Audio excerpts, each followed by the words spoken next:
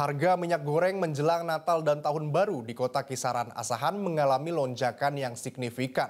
Kenaikan harga ini diperkirakan akan semakin melonjak sebulan ke depan diakibatkan harga tandan buah sawit dan CPO yang merangkak naik.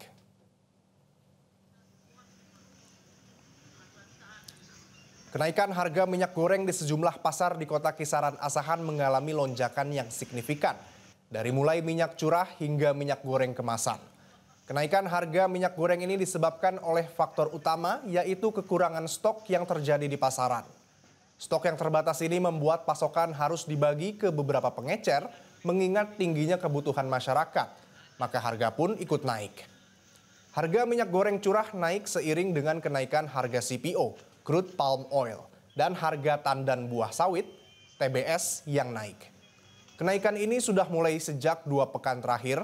Harga jualan minyak curah oleh pedagang di pasar kisaran kini telah mencapai Rp19.000 hingga Rp20.000 dari yang sebelumnya Rp17.000.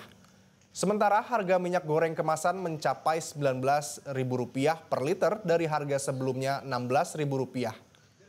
Akibat kenaikan, pembeli mulai berkurang sehingga pedagang mengalami kerugian.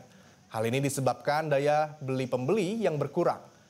Yunus, pedagang pasar kisaran, berharap pemerintah dapat mengawal harga minyak goreng agar jangan sampai dikendalikan oleh mafia dan oknum-oknum nakal.